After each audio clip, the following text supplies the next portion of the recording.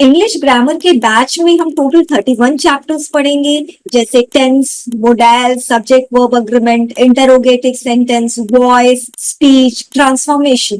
तो इन 31 चैप्टर्स में हम एक्चुअली में पार्ट्स ऑफ स्पीच को समझने की कोशिश करेंगे, जैसे noun, pronoun, verb, adverb, adjective, conjunction, articles, preposition, interjection. ये सारे 9 पार्ट्स ऑफ स्पीच है इंग्लिश ग्रामर में। तो सवाल होता है कि ये पार्ट्स ऑफ स्पीच होते क्या है। पार्ट्स का मतलब स्टूडेंट्स होता है टाइप्स, और स्पीच का मतलब होता है वर्ड।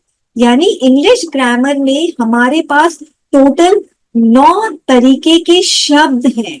तो स्टूडेंट्स, ये noun, pronoun, verb, adverb, adjective, conjunction, article, preposition, interjection, ये पार्ट्स ऑफ स्पीच है। इसका मतलब है ये टाइप्स ऑफ वर्ड्स है। तो नाउन क्या है? वर्ड है, शब्द है।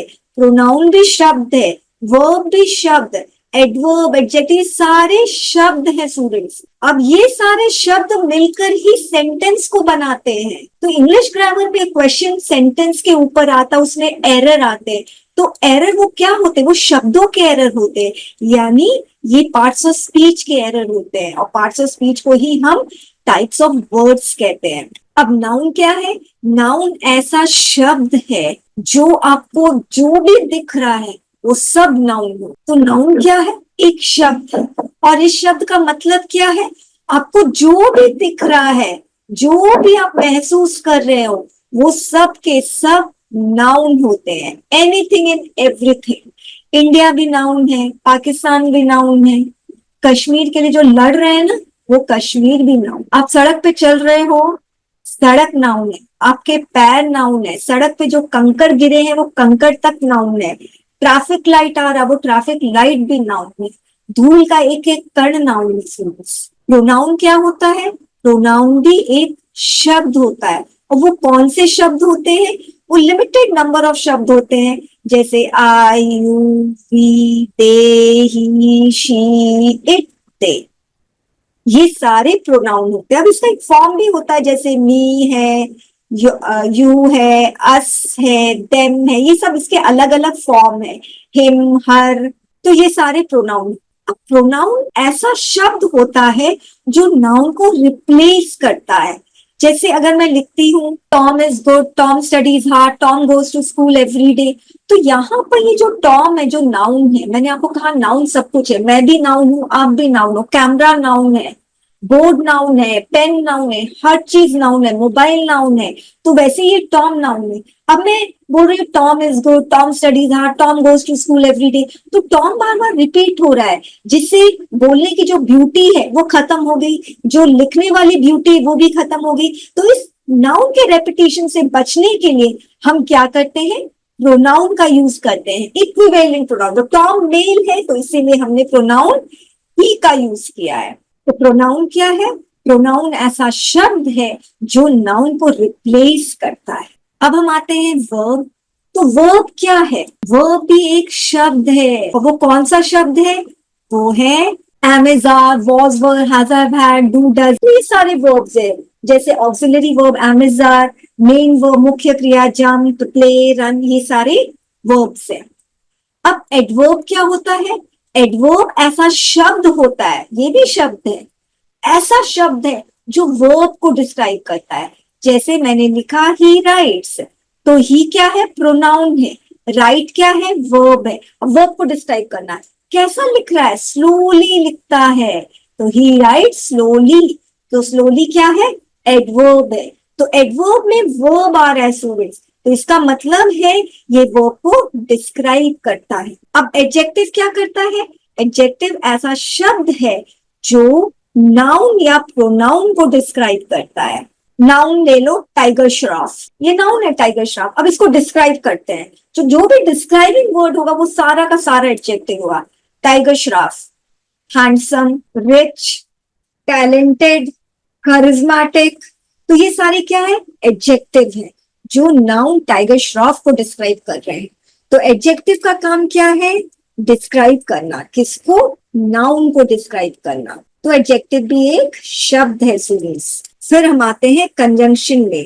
कंजंक्शन भी शब्द होता है, ऐसा शब्द होता है जो ज्वाइन करता है, किसको ज्वाइन करता है? दो शब्द को ज्वाइन कर सकता है, ब्लू एंड रेड, दो सेंटेंस को ज्वाइन कर सकता है।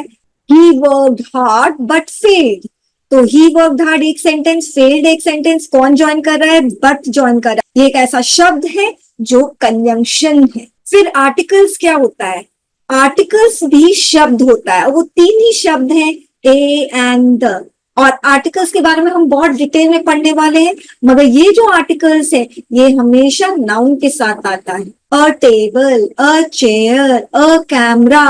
फिर है प्रेपोजिशन, प्रेपोजिशन भी शब्द है और इंग्लिश ग्रामर में सबसे बड़ा चैप्टर प्रेपोजिशन का होता है। तो preposition at, on, in, from, of, O double F, off, to, towards, बहुत सारे शब्द है, वो भी हम बहुत डिटेल में पढ़ेंगे। और इंटरजेक्शन स्टूडेंट्स, जो एक्सक्लेमेटरी वर्ड्स होते हैं वो इंटरजेक्शन होते हैं, जिसको हम हिंदी में विस्मय आदि बोधक शब्द कहते हैं, जैसे अलाज, हुर्रे, वाव, ये सारे इंटरजेक्शन। सेंटेंस में सबसे पहले सब्जेक्ट आता है, वर्ब आता है और अदर वर्ड्स आता है। Tom plays every day. Tom subject, verb plays every day, other words. He is good. Subject he, verb is, other words good. Subject he goes to school, verb goes to preposition school every day. तो ये सारे के सारे other words हो गए। अब मेरा question है स्टूडेंट्स, क्या आप ऐसा सेंटेंस बना सकते हो जिसमें नाउन एकदम भी नहीं आता हो? यस, बन सकता है। जैसे ही इज गुड, ही क्या है? प्रोनाउन है। इज क्या है? वर्ब है। और गुड क्या है?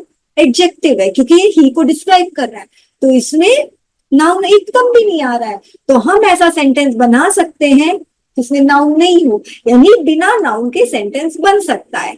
नेक्स्ट, क्या हम ऐसा सेंटेंस बना सकते हैं जिसमें प्रोनाउन बिल्कुल भी ना हो? Let's see. Tom plays every day, Tom क्या है? नाउन, प्लेस क्या है? वर्ब, एवरीडे क्या है? अदर वर्ड से, इसको हम एडवर्ब भी बोलते हैं वैसे। तो इसका मतलब ये है आप प्रोनाउन के बिना भी सेंटेंस बना सकते हो। क्या एडवर्ब के बिना सेंटेंस बना सकते हैं? बिल्कुल बना सकते हैं एडवर्ब के बिना सेंटेंस। टॉम प्लेज एवरीडे में एवरीडे एडवर्ब है, ही इज गुड में एडवर्ब है ही नहीं और सेंटेंस बन रहा है, तो हम एडवर्ब के बिना भी सेंटेंस बना सकते हैं, जैसे कि ये रहा एग्जाम्पल, ही इज गुड। क्या आप एडजेक्टिव के बिना सेंटेंस बना सकते हैं? बिल्कुल बना सकते हैं। टॉम प्लेज एवरीडे में कोई भी एडजेक्टिव नहीं है, noun, verb, adverb. He goes to school में कोई भी एडजेक्टिव नहीं है, he pronoun, goes verb, to preposition, school noun, everyday adverb है। तो आप एडजेक्टिव के बिना भी सेंटेंस बना सकते हो। क्या हम कंजंक्शन के बिना सेंटेंस बना सकते हैं? तो स्टूडेंट, इसमें एकदम भी कंजंक्शन नहीं है, कहीं पर भी नहीं है, तो आप कंजंक्शन के बिना भी आपका सेंटेंस बन सकता है। क्या प्रेपोजिशन के बिना सेंटेंस बन सकता है? बिल्कुल बन सकता है। इस वाले सेंटेंस में प्रेपोजिशन टू है, मगर ये दो सेंटेंस में प्रेपोजिशन बिल्कुल भी नहीं है। इसका मतलब आप सेंटेंस प्रेपोजिशन के बिना भी बना सकते हो। आर्टिकल बिना सेंटेंस बन सकता है? बिल्कुल बन सकता है। इनफैक्ट इसमें किसी भी सेंटेंस में आर्टिकल्स नहीं है, इंटरजेक्शन भी नहीं है। इसका मतलब आप सेंटेंस बिना नाउन, बिना प्रोनाउन, बिना एडवर्ब, बिना एडजेक्टिव, बिना कंजंक्शन, बिना प्रेपोजिशन, बिना आर्टिकल, बिना इंटरजेक्शन के आप बना सकते हो। आप किसके बिना सेंटेंस नहीं बना सकते स्टूडेंट्स? आप वर्ब के बिना सेंटेंस नहीं बना सकते। Verb is considered to be the heart of the sentence, lifeline of the sentence. अगर आपका ये जो वर्ब है, टॉम प्लेज एवरीडे, अगर ये वर्ब ही चला गया तो आप समझ जाओ सेंटेंस सेंटेंस ही नहीं रहेगा। Tom plays, he good, he to school every day, sentence ही नहीं रहेगा स्टूडेंट्स। इसीलिए वर्ब को हम बोलते हैं कि वो सेंटेंस की जान होती है। अगर वर्ब नहीं रहा तो वो सेंटेंस ही नहीं रहेगा। आप वर्ब के बिना आप ये सब भी हटा दो, जैसे मैंने एवरीडे हटाया, टॉम प्लेस तब भी सेंटेंस है, ही इज तब भी ये सेंटेंस है, तो हम पूछेंगे he is what, he goes, हम ये सारा हटा देते तब भी ये सेंटेंस है स्टूडेंट्स। ही गोज वेयर, मगर जब वर्ब हटा दे तो आप समझ जाओ कुछ भी सेंटेंस नहीं रह जाएगा। वर्ब हटा दिए तो सेंटेंस इज डेड। ओके, तो आप लोग को ध्यान रखना है, जो सेंटेंस होता है वो actually different parts of speech से बनता है, मगर हर सेंटेंस में ये वाला जो पार्ट्स ऑफ स्पीच है वर्ब, ये आना ही आना है। तो पार्ट्स ऑफ स्पीच यानी टाइप्स ऑफ वर्ड्स, यानी ये नाउन प्रोनाउन क्या शब्द है, और ये शब्द को मिलाकर हम सेंटेंस बनाते हैं। तो जरूरी नहीं है कि हर सेंटेंस में एडवर्ब आए, हर सेंटेंस में एडजेक्टिव आए, मगर जरूरी क्या है, हर सेंटेंस में वर्ब आना जरूरी है। अगर सेंटेंस में वर्ब नहीं है तो वो सेंटेंस ही नहीं है स्टूडेंट्स। ओके, तो सेंटेंस में सबसे पहले सब्जेक्ट आएगा, फिर वर्ब आएगा और फिर अदर वर्ड्स आएगा। तो सब्जेक्ट में आपके कई पार्ट्स ऑफ स्पीच आ सकते हैं, जैसे सब्जेक्ट में आपका नाउन आ सकता है, सब्जेक्ट में प्रोनाउन भी आ सकता है, सब्जेक्ट में आपका एडजेक्टिव भी आ सकता है। अदर वर्ड्स में भी आपके कई पार्ट्स ऑफ स्पीच आ सकते हैं, जैसे एडवर्ब आ सकते हैं, एडजेक्टिव आ सकते हैं। तो स्टूडेंट्स, सेंटेंस में तीन कंपोनेंट होता है, तीन मेजर कंपोनेंट, सब्जेक्ट एक कंपोनेंट, वर्ब एक कंपोनेंट, अदर वर्ड्स एक कंपोनेंट। तो तीन कंपोनेंट्स हो गए। अब सब्जेक्ट के अंदर जो मैंने आपको बताया, इस बैच में आप 31 चैप्टर्स पढ़ोगे, तो सब्जेक्ट के अंदर कौन कौन से चैप्टर्स आएंगे वो मैं आपको बता दूं। सब्जेक्ट के अंदर आप चैप्टर नाउन पढ़ोगे, प्रोनाउन पढ़ोगे, नाउन के साथ नंबर भी पढ़ोगे, प्रोनाउन पढ़ोगे, सब्जेक्ट वर्ब अग्रीमेंट पढ़ोगे। फिर वर्ब के अंदर आप क्या पढ़ोगे, वर्ब के अंदर आप टेंस पढ़ोगे, modals, conditional sentence, interrogative sentence, gerund, infinitive, voice of speech पढ़ोगे। और अदर वर्ड्स के अंदर आप preposition, articles, adjective, adverb, conjunction पढ़ोगे। तो इन 31 चैप्टर्स को मैंने तीन कैटेगरी में डिवाइड कर दिया है। एक कैटेगरी सब्जेक्ट का है, एक कैटेगरी वर्ब का है और तीसरा कैटेगरी अदर वर्ड्स का है। तो इन तीनों कंपोनेंट में ये जो तीन कैटेगरी है, सब्जेक्ट, वर्ब और अदर वर्ड्स की, सबसे इंपॉर्टेंट वर्ब है, क्योंकि वर्ब के बिना सेंटेंस नहीं बन सकता है। वर्ब हार्ट है सेंटेंस का, वर्ब हटा दो तो सेंटेंस डेड है।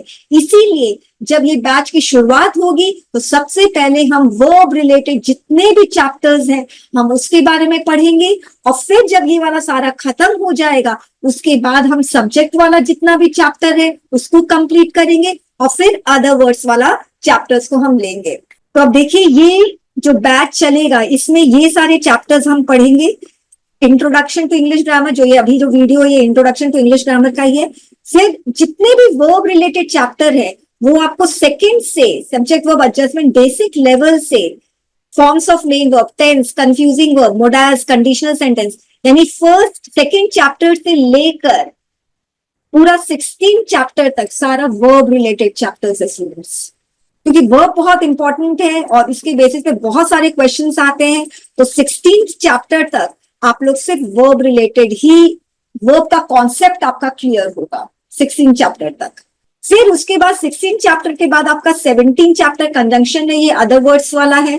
ट्रांसफॉर्मेशन यूजिंग कंजंक्शन, ये भी अदर वर्ड्स में। फिर noun and number subject related आ जाएगा, subject verb adjustment advance level subject related, adjective subject वाला है, double negative error other words वाला है, प्रोनाउन सब्जेक्ट का है।